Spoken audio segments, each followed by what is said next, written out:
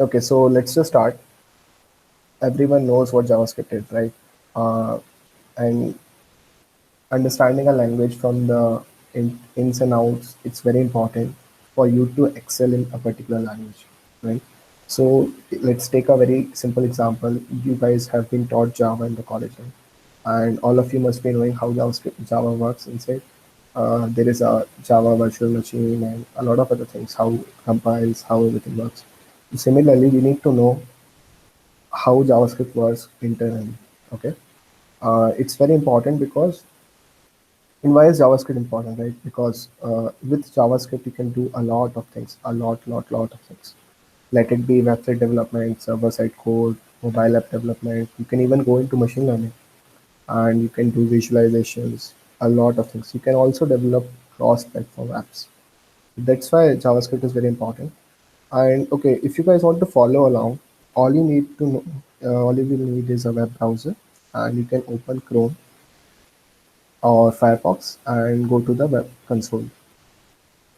I will wait for a few seconds if you guys want to go there. Okay.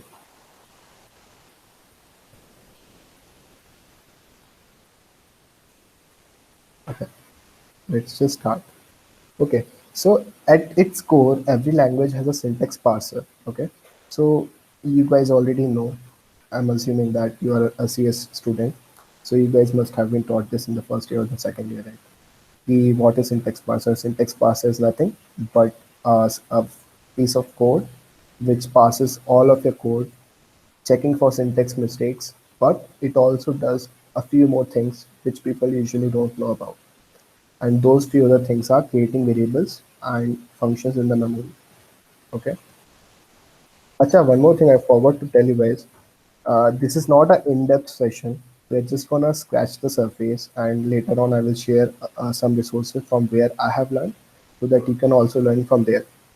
I'm just gonna scratch the surface, give you a basic idea about what things are, and later on, at the end of the session, I will share the resources. You guys can go there and learn from where I have learned, essentially. Okay. So another thing is what is lexical environment. Okay.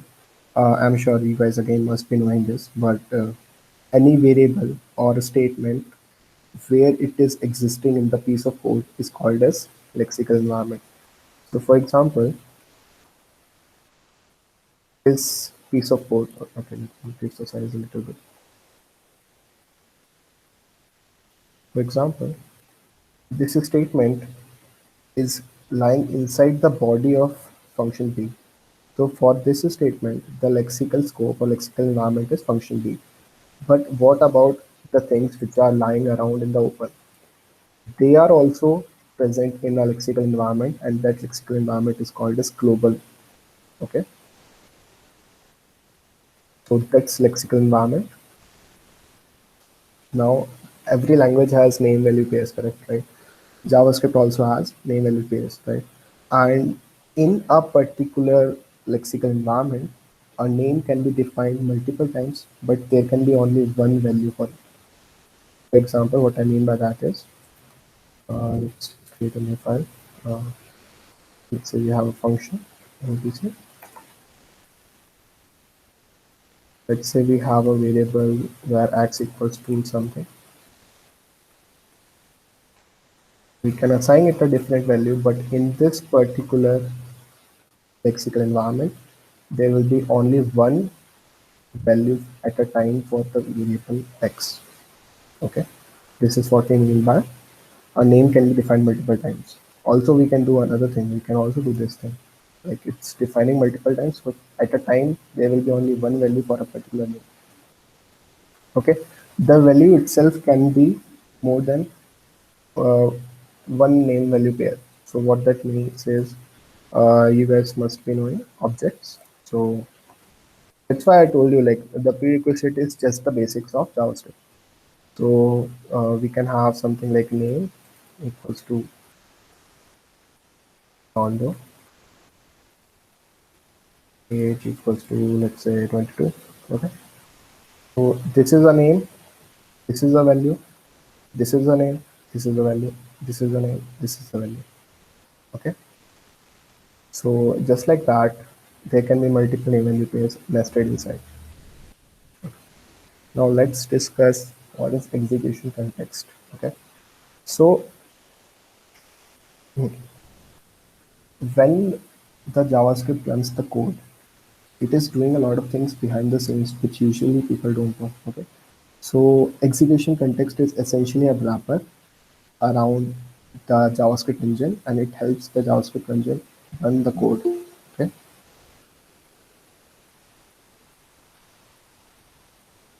Yeah. This is going to be a problem. Start from the left. Okay. So execution context is just a wrapper which helps JavaScript run. Okay. And it consists of a few things: global object, this, outer environment, and a lot of other things like execution stack, event queue, and other things. So let's actually, okay.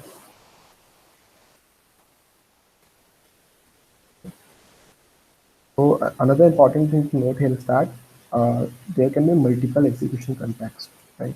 For example, when we are running a piece of code, there is one context which is called as global context, okay? And then there is another thing called as this, which is something which points to the execution context. By default, it is pointing to global object. What I mean by that is, let's run the first code.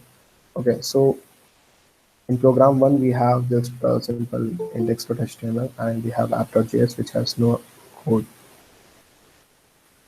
But still,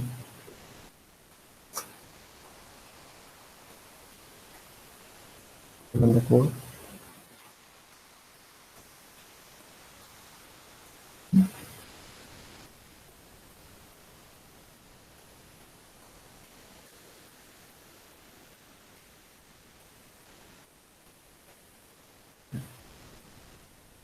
So this is JavaScript, what JavaScript does in execution context. You can see there is no code, but even then, when the execution context was created, it created a global object. In this case, it is called window, and we have this, which is currently pointing to window.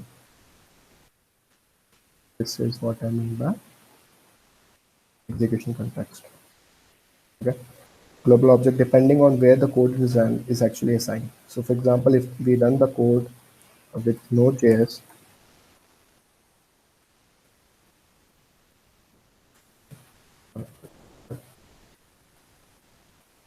we run a code with this, the global execution context is global, and this points to global.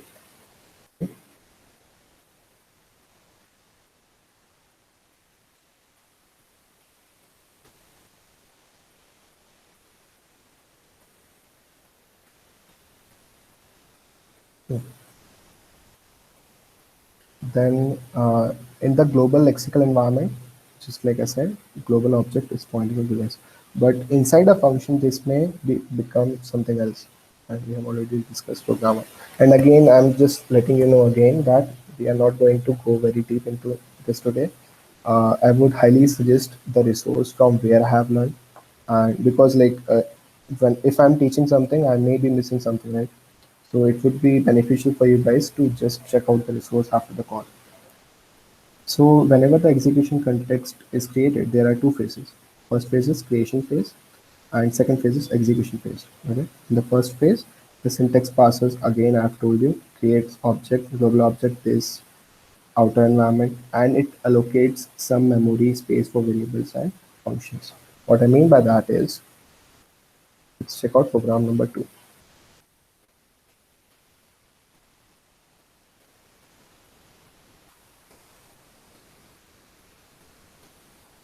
Okay.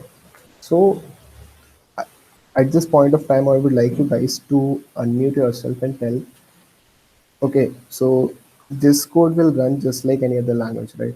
Whenever you will run the code, we are assigning a variable A to a variable A, and B is a function, and we're just logging it out, right?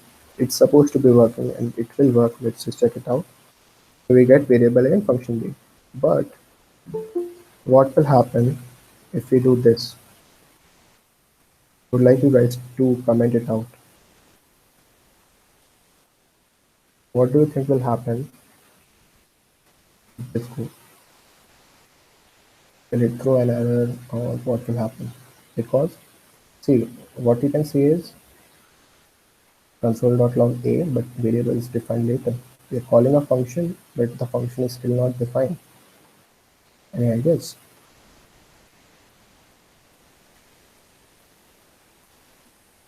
Hmm,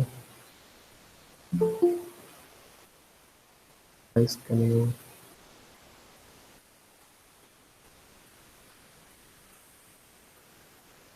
Doesn't matter whether you are correct or wrong. Just say out what you think is going to happen.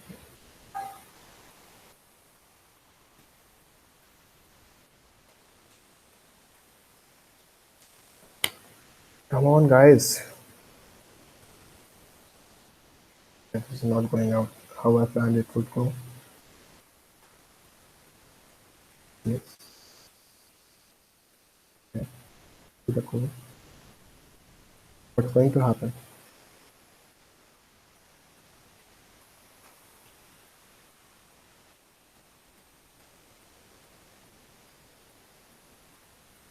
Okay, the answer is correct actually, but it's not actually, like, it will not throw an error. What it's going to do is it's going to say undefined. Not going to throw an error and we will work. Check it out in the browser. It's undefined. Okay. Now why did this happen? If we had done, like, let's say console.log C, it would have shown something else. We gave an error. C is not defined. So what happens is, in the creation phase, the execution context is created and all the variables, like the parser, syntax parser, remember, it scans all the variables and it allocates them a temporary value. So you can assume that it's doing something like this. Okay, you can just assume that it's doing something like this. All the variables are assigned a temporary placeholder value, which is called as undefined, and all the functions are brought into the memory, and that is the reason why we can call the function. And if we log out a variable, we will get undefined until the variable has been set. So it's just a placeholder value. I hope I'm clear. Then in the second thing is execution phase. So whenever the code is executed, a lot of things happen. Like the JavaScript engine has to maintain call stacks, event handlers, also event queues, because JavaScript is synchronous. Okay, and what happens is, like, for example, whenever we are loading a page, the user may be interacting with the page, and the JavaScript might still be running, but it will not break the flow. It will run all the synchronous code and then only it will go to the asynchronous code. We will discuss this more.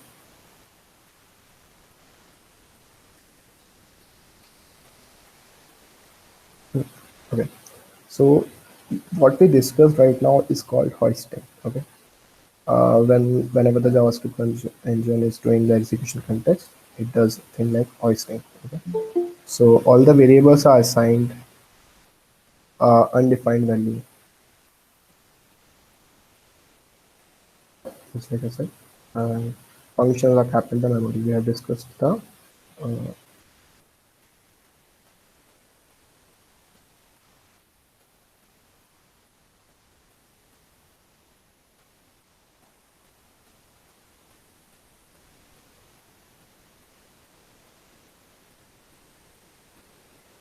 okay.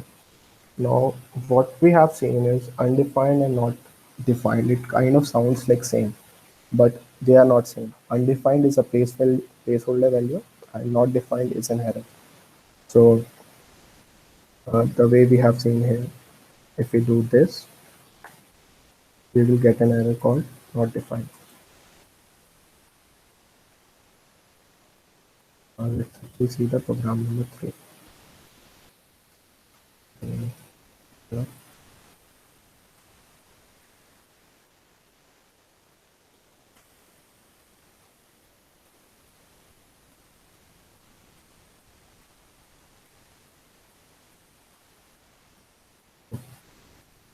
So if we run this piece of code, uh, the variable A will get a value called as undefined, and if you log it, it's undefined.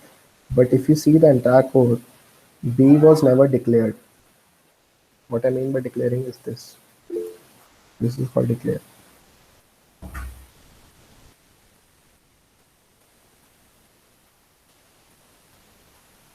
Oh, this is very answer. Is it better now?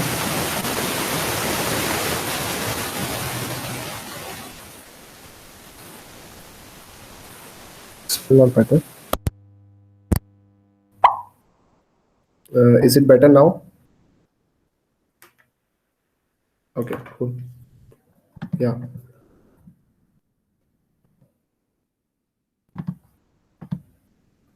Okay. So this is called as variable declaration, right? And if we declare a variable and we have not assigned any value, the execution context, whenever it's going in the creation phase, it will assign it a value undefined. But that's done behind the scenes. But if you see this code, we are logging a variable b, but in the entire piece of code, we have never declared the variable b. So we will get an error called as b is not defined. And anything we do after that is supposed to not work. It will just break the code. Okay.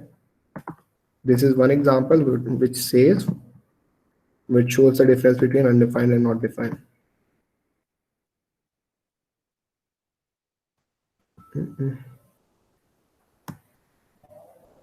Yeah. Let's discuss a few more examples in that.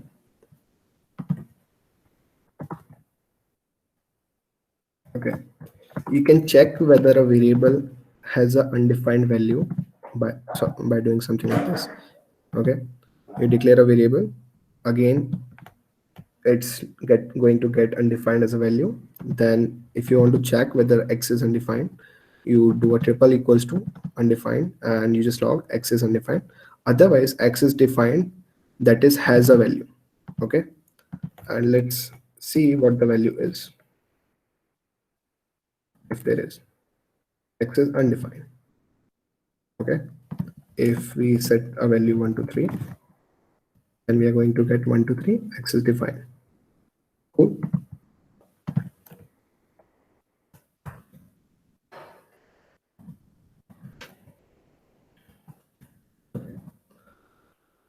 Another example. So hoisting will happen.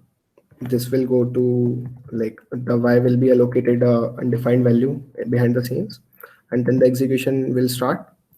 It will look at y has the value undefined, so this will log undefined, but later on we have assigned the value y, so we will get y. Okay, my mistake. Undefined and y. Cool.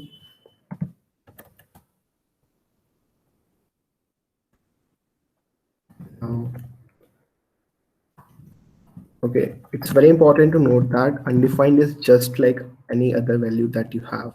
It, like, just string, integers, numbers, right? Boolean. Undefined is just like any other value.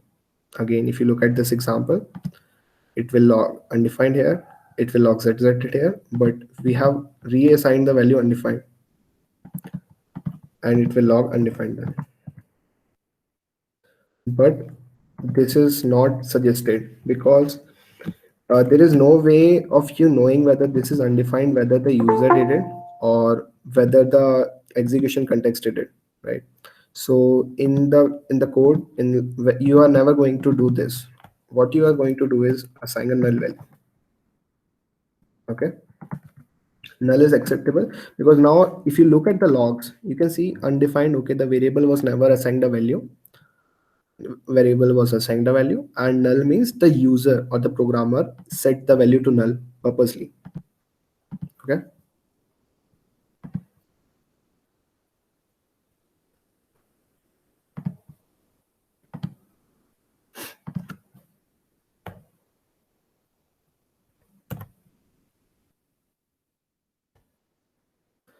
Components in browser. Okay, so there are multiple components in the browser which allows the JavaScript to run. The very first important thing is JavaScript engine. Then we have event queue, then we have event listeners, we have network components. Okay, so what is event queue? Okay. Let's say the at any website you go, the user can interact with the website. They can either click something, they can drag something, they can type something, right? Each of those things is going to trigger an event, and we write event handlers, which are another functions. And whenever the events are triggered, it essentially just adds the piece of code to the event queue. I think I didn't write an example for that, but let's check it out. Okay, we will discuss it later. Then we have event listeners, which again are just functions which are going to add something to event queue. And we have network component, which is used for communicating with the browser or with the other sites or APIs. Let's give it a try now.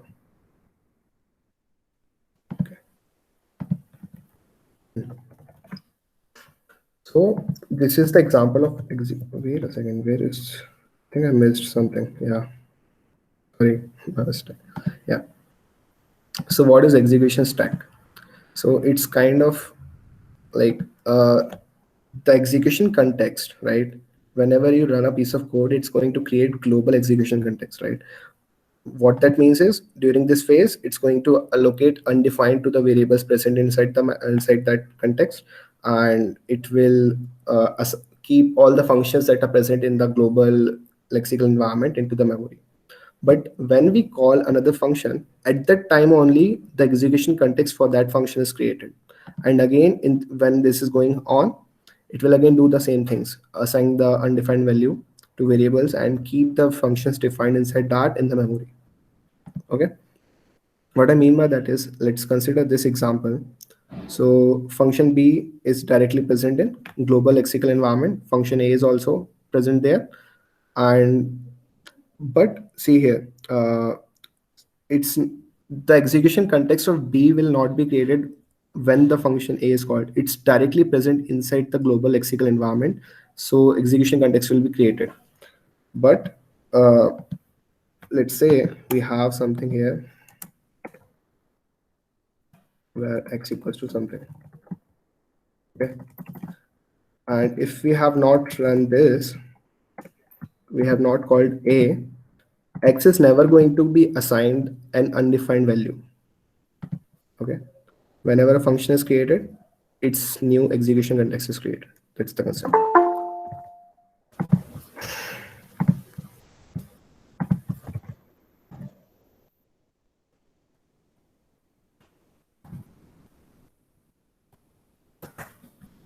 Right. So here the piece of code is that myvar equals to 1. Then we have defined a function B, we have defined a function A, and we are calling the function A. Okay. See, this is called as scope chaining. Okay. So whenever we call the function A, at that point of time, myvar will be allocated a memory again. And if you remember that any lexical environment can have this name, it's not going to override this. It's a different variable which is going to be present only in the execution context of A. Okay. Now we are calling B, and B will get run. And now see, myvar is not present in the execution context of B. So what it is going to do, it's going to look up in the lexical scope if myvar is present. So B was defined in global execution context, global lexical scope. So it's going to look in the global thing and it will see myvar equals to 1. So this will print 1.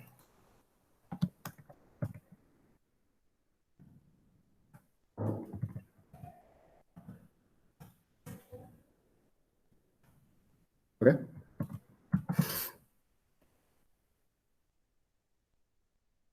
And let's see more examples.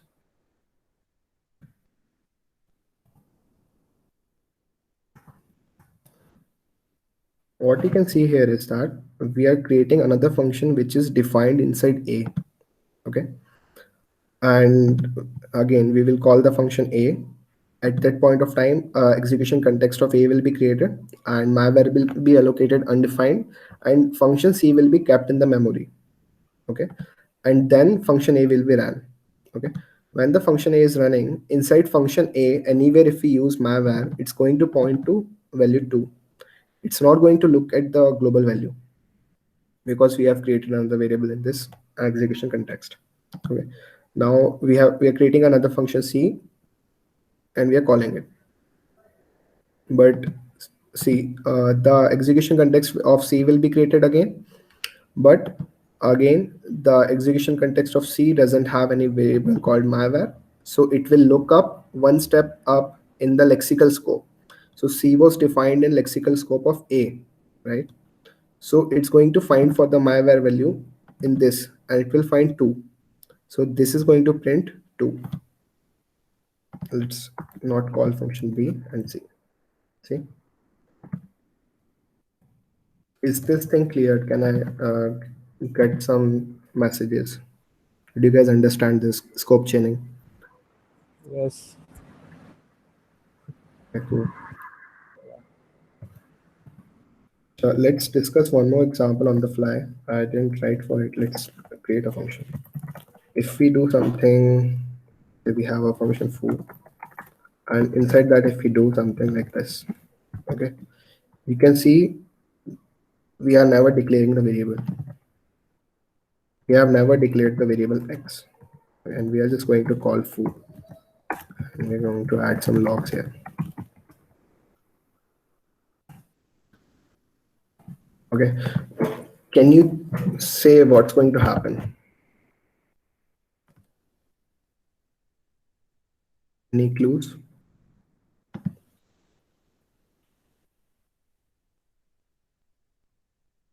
Guys, any ideas what's going to happen? Okay, let's just run the code and see. Access not defined. It's pretty straightforward, right? If we do this, what's going to happen now? This will log. What's going to happen, guys? Undefined. This will log undefined, okay? And what will we get here? Zero maybe. Hmm? 0. Yeah. Default value. You mean undefined? That's not how I think it's going to happen. It's going to log 1, 2, 3. Why this happened? So this is pretty clear, right? Undefined. But what happened? When we call the function and inside that function we access the variable x, since x was not defined in this lexical environment of foo, in execution context of foo, it looked one step up and it found it x. So it replaced the value 1, 2, 3 in the x, and hence we are getting this thing here. We do it here, then also we shall see undefined because foo was never called. Okay. Let me write a few more examples. What are the differences between let and where? So if we do console.log a, and if we have where a equals to something, and have console.log a. First one is going to give some undefined, and second one is going to give something, right? Undefined or something. But what happens if we use let? Okay? It's going to give an error. Why is that? Because let variables are not hoisted. Hoisted, remember what it means? It means whenever the execution context is being created, it's going to assign undefined value to all the variables. But that only happens for variables which are declared by var. Got it? So if we, okay, that's let. And another thing which came out recently is called const. So what is const? In C++, you must be knowing const, right? So if we do a equals to something else, it's going to throw an error. Assignment to constant variable. These are the kind of differences that are present between let, var, and const. If it's a let, you can change the value. Got it? Another thing is that you can declare const only once. It's going to tell that const is already declared. Okay? That's the difference between var, let, and const. Okay? Now, if you ask me, you should never use var anymore. Even if it has the benefit of hoisting, you can leverage it sometimes, but you should not use it. You should always use let or const. Okay?